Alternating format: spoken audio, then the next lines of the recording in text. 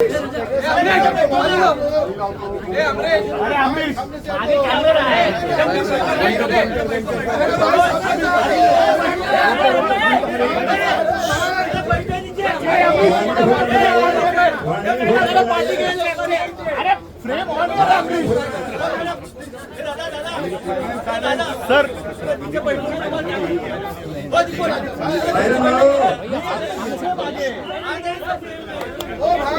थोड़ा पीछे हो जाओ, थोड़ा पीछे हो जाओ।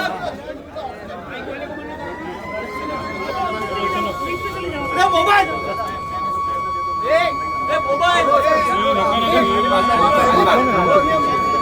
अरे उधर कैमरे में जा रहा है, पीछे रहने से मतलब नहीं है। क्या कैमरे में जा रहा है? वो क्या मोबाइल आपका कैमरे में? मैं तुम्हारे सिर पे सिर जाएगा तब जाओगे। अरे मोबाइल, अरे मोबाइल ये देखिए बटन दबाकर जो है तो ब्रेक कर रहे हैं। इधर स्क्रीन पे एक मिनट, इधर जरा स्क्रीन पे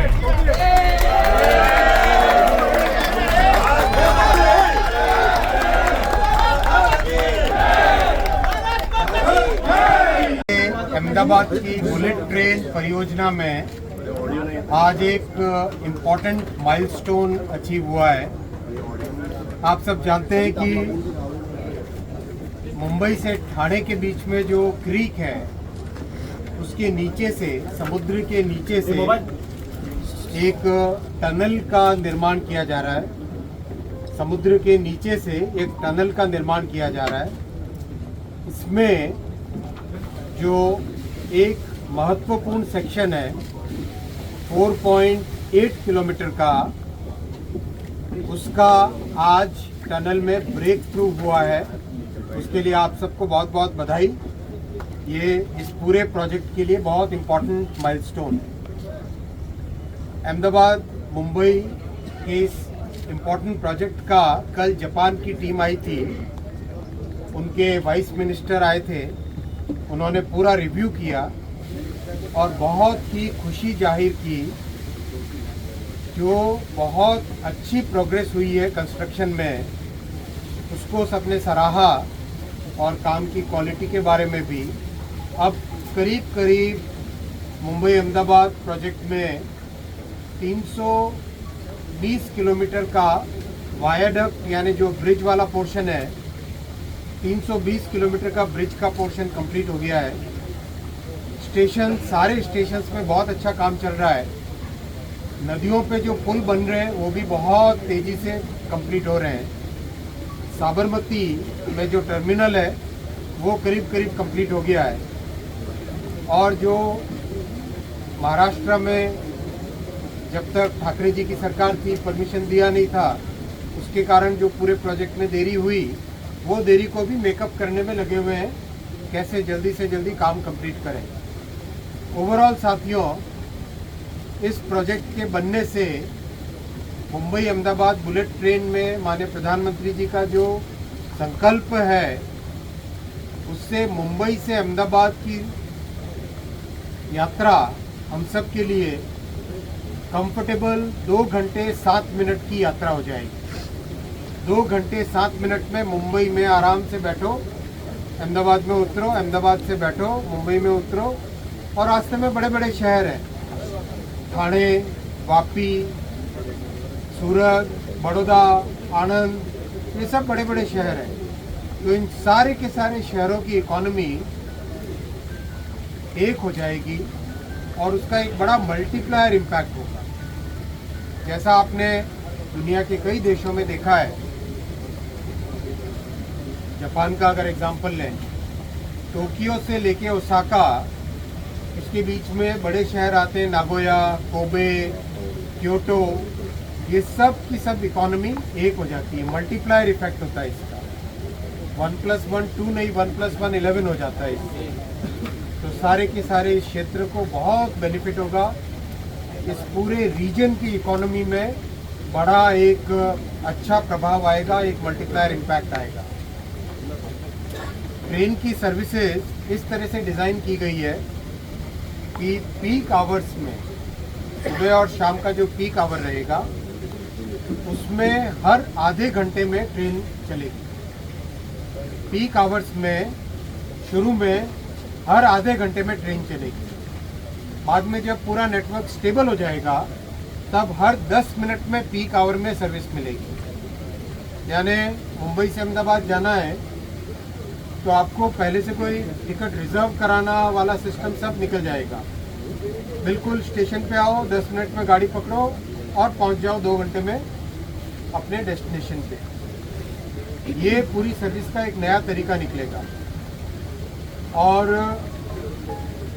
कंप्लीट जो इस पूरे प्रोजेक्ट की टेक्नोलॉजी है वो हमारी टीम्स ने बहुत अच्छे से इसका एक आत्मनिर्भर भारत का भी अच्छा एग्जाम्पल बनाया है। इस प्रोजेक्ट में लगी हुई कई टेक्नोलॉजीज ऐसी है जो भारत में डेवलप हुई है और अच्छी बात तो ये भी है कई मशीनें, कई कंपोनेंट्स ऑलरेडी एक्सपोर्ट होने लग गए। तो ये एक बहुत ही इम्पोर्टेंट हमारे लिए माइलस्टोन है। और जो बीकेसी में स्टेशन है वो भी आपने देखा, -10 माला की बिल्डिंग हो जैसा ज़मीन के नीचे और 30 माला की बिल्डिंग ज़मीन के ऊपर, इस तरह का स्टेशन है। उसका भी काम बहुत अच्छा चल रहा है। ओवरऑल जो सबकी अपेक्षा है इस प्रोजेक्ट से वो एक अच्छा, ये बहुत बड़ा एक संकल्प पूरा दिखने लगा। ये संकल्प कब तक पूरा हो जाएगा? अपडेट ऑन ईवीएम मशीन वो भी स्टार्ट हो गई वहाँ से। मैं एक एक करके क्वेश्चन सर, साधारणतः हा प्रकल्प कधीपर्यंत पूर्ण करने के होणार? बजाय एक तरफ से चालू करें। Update on EVM machine EVM dispatch हो चुकी है, सर, कधीपर्यंत आने ही वाली है। कधीपर्यंत ही ट्रेन सर्वसामान्यांसाठी येईल? काम कधीपर्यंत पूर्ण पहला होणार? सेक्शन 2027 में स्टार्ट हो जाएगा और फिर 2028 में ठाणे तक पहुंच जाएंगे और 2029 में बीकेसी तक पहुंच। सर, कई बार कहा जाता है ऐसे महंगे प्रोजेक्ट्स में लोगों की जेब पर भी असर पड़ेगा। क्या ये प्रोजेक्ट मिडिल क्लास की सवारी होगी। बुलेट ट्रेन मिडिल क्लास की सवारी होगी। थोड़ा सर, explain कर सकें किस तरह? बहुत रीजनेबल फेयर होगा इसका, बहुत ही रीजनेबल फेयर होगा। अभी मैंने सुबह गूगल मैप पे देखा था मुंबई से अहमदाबाद का कितना टाइम लगता है। आज का गूगल मैप दिखाता है 9 घंटे। तो उसके बजाय 2 घंटे में पहुंचोगे मुंबई से अहमदाबाद, तो बहुत बड़ा एक लाइफ में चेंज आएगा। और जो इसका फेयर स्ट्रक्चर रहेगा वो मिडिल क्लास का फेयर स्ट्रक्चर रहेगा। सर, शिनकानसेन ट्रेन का क्या स्टेटस है? बहुत अच्छी प्रोग्रेस है, उसमें भी कल रिव्यू हुआ था। हाँ, उसका भी कल रिव्यू हुआ था, जापान की पूरी टीम आई थी, तो उसका भी बहुत अच्छा तो कब स्टार्ट तक पहला ट्रेन आ सकता है सर? मैंने आपको बताया 27 में आपको पहला सेक्शन में सवारी कराएंगे, 28 में ठाणे तक लाएंगे, 29 में बीकेसी तक लाएंगे। पहिला सेक्शन जो चालू होगा 2027 सूरत से बिलीमोरा, बिलीमोरा। सूरत से बिलीमोरा। सर, पहला ये जो सेक्शन होगा। उसके बाद में जैसा आपने जो भी ट्रांसपोर्टेशन प्रोजेक्ट होता है आपने देखा होगा कि एक सेक्शन होता है, फिर दूसरा और जुड़ता है, फिर तीसरा जुड़ता है, ऐसे कंप्लीट पूरा सेक्शन चलता है। सर, तुम्ही पहिल्या याच्यामध्ये सांगितलं की ठाकरेच्या सरकारमध्ये परवानग्या मिळाल्या नव्हत्या, त्यामुळे किती फटका पडलेला आहे, किती करीब कॉस्ट 2.5 साल का लॉस हुआ। और कितना कॉस्ट का भी लॉस हुआ, पर मैं 2.5 साल का टाइम लॉस। अभी देखो यंग जनरेशन आज की एक्सपेक्टेशन रहती है जल्दी से जल्दी काम हो, और कोई भी प्रोजेक्ट जितना जल्दी कंप्लीट होता है उसका बेनिफिट आम जन को, साधारण नागरिकों को मिलने लगता है। तो प्रोजेक्ट कॉस्ट कितना बढ़ गया है सर? प्रोजेक्ट कॉस्ट अभी 1.08 करोड़ से लाख करोड़ से अभी कितना हो गया, एस्केलेट हुआ होगा? अभी उसका एस्टिमेशन चल रहा है जापान के साथ में। और सर, ये जो बीकेसी से लेके ठाणे तक का जो टनल वाला सेक्शन है अंडरग्राउंड वाला, इस सेक्शन के कंप्लीट होने का 29 पालघर में लैंड एक्विजिशन की बहुत सारी कंप्लीट हो गया, वो भी 100। सर, मुंबई के लिए 238 एसी लोग पहले बुलेट का सारे प्रोजेक्ट क्वेश्चन ले लो, सर, आपने फिर बाद में कहा आ जाऊंगा। ये 2.5 साल का डिले हुआ जस्ट बिकॉज ठाकरे की सरकार के वक्त संबंधित अनुमति नहीं मिल पाई थी। उससे कितना कॉस्ट मैं आपको बताऊंगा ना, एस्टिमेट आएगा। सर, समुद्र के अंदर कितना किलोमीटर? इधर से और कोई क्वेश्चन? ओके, इधर आ जाओ। समुद्र के अंदर कितना किलोमीटर था? 21 किलोमीटर का टोटल है और उसमें से आज 4.8 किलोमीटर कंप्लीट हुआ, जो अभी ओपन हुआ, कंप्लीट नहीं है, ओपन हुआ। इसको कहते हैं ब्रेक थ्रू तो ब्रेक थ्रू में क्या होता है, टनल जब बनती है, टनल के अंदर दोनों साइड से काम चालू करते हैं या किसी भी एक साइड से काम चालू करते हैं, उसका जो दूसरा ओपन वाला एंड आता है ना, वो वाला लास्ट मेम्ब्रेन, उसको जब ब्रेक थ्रू करते हैं तो उसको ब्रेक थ्रू बोलते हैं। वो आज हुआ। कितना किलोमीटर डीप है? कितना मीटर डीप आएगा? समुद्र के तल से 18 मीटर नीचे, समुद्र का जो तल है उससे 18 मीटर का मतलब कितने फुट होंगे? करीब 60 फुट नीचे जो समुद्र के तल, उसके नीचे पे टनल।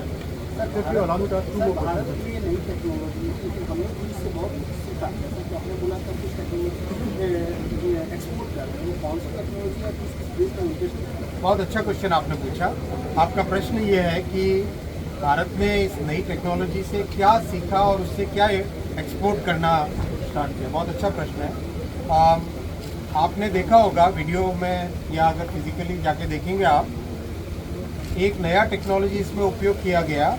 40 मीटर 1110 टन 1110 टन का सिंगल गर्डर, मतलब जो ब्रिज के ऊपर लगता है ना, ये ब्रिज का मान लो, एक और देना, कोई भी एक, ये नहीं, कोई भी एक, वो लास्ट वाला लेना, लास्ट। समझ में आ जाएगा। हाँ, मान लो ये दोनों आपके ब्रिज के पिलर्स हैं। इस ब्रिज के पिलर के ऊपर ये ब्रिज बनता है, बराबर है? हाँ। बराबर है ना? तो ये आप देखो, जब ऐसे बनता है, इस वाले ऊपर वाले हिस्से को कहते हैं गर्डर, इसको कहते हैं पिलर। तो इन पिलर के ऊपर जब ये गर्डर लगता है तो इस गर्डर में कई तरह की टेक्नोलॉजी होती है।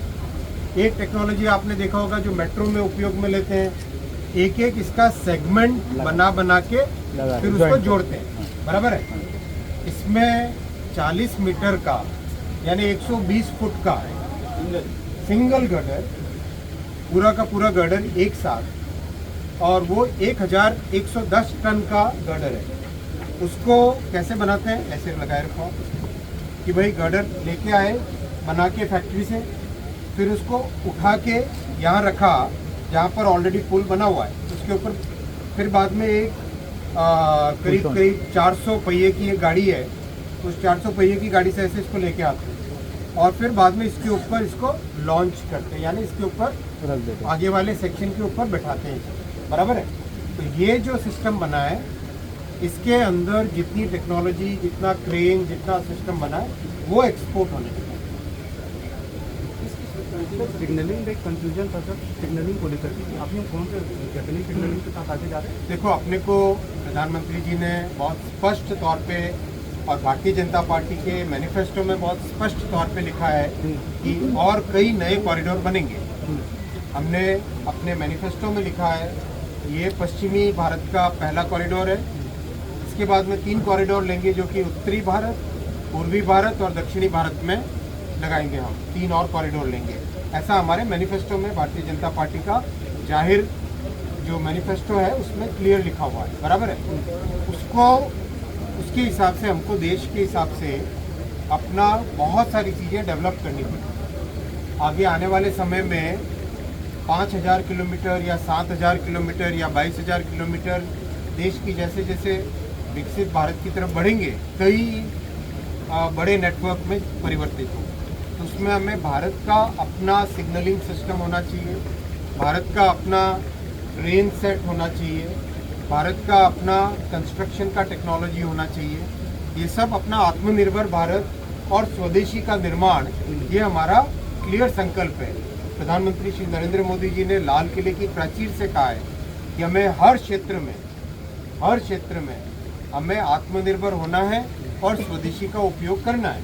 तो मेट्रो, बुलेट, रेलवे, इन सब में भी आत्मनिर्भर होना ही होना है। तो उस आधार पे देश काम कर रहा है, अभी इंजीनियर्स काम कर रहे हैं। जब जैसे जैसे डेवलपमेंट होगा मैं आप सबसे सर, इस प्रोजेक्ट के पूरे होने के बाद ही बाकी 3 पर काम शुरू होगा या उन पर शुरू होगा? अब अच्छा लेवल का एक टेक्नोलॉजी की समझ जो चाहिए होती है, क्योंकि ये बहुत कॉम्प्लेक्स टेक्नोलॉजी है। मैं अगर उदाहरण दूँ आपको, जब हम गाड़ी चलाते हैं, कार चलाते हैं मान लो, बराबर, कोई जब हम 70-80 की स्पीड पे पहुंचते हैं तब तक ठीक है, जैसे ही 70-80 से ऊपर जाते हैं उसका वाइब्रेशन बहुत बढ़ जाता है।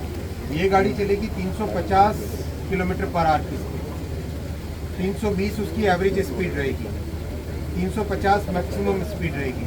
तो आप सोचो जो 80-90 पे इतना हाई वाइब्रेशन होता है, तो 300 की स्पीड पे जब गाड़ी चलेगी तो उसमें कितना डिफिकल्ट होता है उसको मैनेज करना, उसके वाइब्रेशन, उसका विंड स्पीड, उसके डायनामिक्स, एर्गोनॉमिक, एरोडायनामिक स्ट्रक्चर, वो सब चीज़ों का सीखने का, एक डिज़ाइन करने का और उसको अपने जो नॉलेज लेवल को बढ़ाने का एक प्रोसेस होता है। वो प्रोसेस अभी देश में अच्छा हो गया है।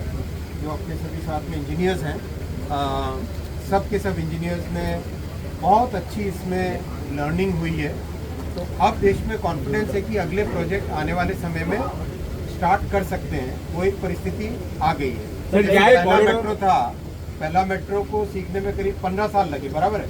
उसके बाद में तो मेट्रो बनाना भी बहुत आसान हो गया ना, तो वैसा ही इसमें होगा। वंदे भारत के टेंशन ना, ब्लास्ट के दौरान घरों में दरारें भी आ रही हैं, इसकी भी शिकायतें सामने आई है। इसके लिए बहुत डिटेल सर्वे IIT के साथ मिलके किया है और उसमें टेक्नोलॉजी का पूरा उपयोग किया है। इंस्ट्रूमेंटेशन, कई ऐसे सेंसर्स लगा के जिससे कि किसी भी परिस्थिति में किसी भी घर में कोई दिक्कत ना हो, और उसके लिए ऑलरेडी टीम ने 78 घरों का सर्वे भी किया है और एक नया प्रोसेस भी बनाया है कि जो इसका बुलेट का अलाइनमेंट है उसके 30 मीटर के कॉरिडोर में कई प्रिकॉशंस लेने पड़ते हैं। मैंने आज टीम को निर्देश दिया है कि उसमें क्या प्रिकॉशन लेने हैं, उसका एक स्टैंडर्ड डॉक्यूमेंट बनाओ जिससे कि आम नागरिक को घर बनाने के टाइम में क्लियर नॉलेज हो और कोई उसको असुविधा भविष्य में ना आए। तो एक क्लियर डॉक्यूमेंट बना के आगामी 2 महीने के अंदर अंदर महाराष्ट्र और गुजरात सरकार से उसका अप्रूवल कराएंगे। अप्रूवल कराने के बाद में उसको जाहिर करेंगे। सर जो लोको पायलट चलेगी, वंदे भारत चलेगी हाई स्पीड? ना, ये बुलेट ट्रेन अलग प्लेटफॉर्म है, वंदे भारत अलग प्लेटफॉर्म है। सर जो लोको प्रोडक्ट का जो प्लेटफॉर्म होता है वो, जैसे आप गाड़ी में अगर बात करो तो SUV अलग होती है, सेडान अलग होती है, राइट, ट्रक अलग होता है, ट्रैक्टर अलग होता है, वो सब चीजें अलग अलग प्लेटफॉर्म होता है। वंदे भारत और बुलेट दोनों अलग अलग है। सर जो लोको पायलट्स होंगे उनका सिलेक्शन कैसे होगा, उनको ट्रेनिंग कहाँ दी जाएगी? ट्रेनिंग बहुत मेटिकुलस होगी लोको पायलट्स की। ये एकदम अलग लेवल का ऑपरेशन होता है। इसकी ट्रेनिंग, इसके मैकेनिज्म और ट्रेनिंग भी बड़ी लंबी और प्रॉपर सिमुलेटर्स के ऊपर हो। क्या जापान में होगी या? जापान में हो रही है, ऑलरेडी हो रही है। और जापान में मेंटेनेंस की ट्रेनिंग हो रही है, लोको पायलट के ऑपरेशन की ट्रेनिंग हो रही है, ऑपरेशन कंट्रोल सेंटर को चलाने की सब चीज़ों की ट्रेनिंग हो रही है। सर ये मुंबई अहमदाबाद शुरू हो रहा है, काम चालू है, लेकिन पूना के लिए भी बहुत सारी डिमांड थी क्योंकि पूना का डिस्टेंस बहुत होता है। लोनावाला का आपको समझाया जैसे कि देश में जब बहुत नई तरह की टेक्नोलॉजी आती है उसको कैसे एब्जॉर्ब करना होता है, सीखना होता है ना, तो अभी वो प्रोसेस कर रहा है। सर लास्ट ऑन E5 पे नीट है, सरकार ने GST डिस्कशनलाइज किया, क्या इस प्रोजेक्ट को उसका असर दिखेगा? मैं आप सबको बहुत अभिनंदन करना चाहूँगा।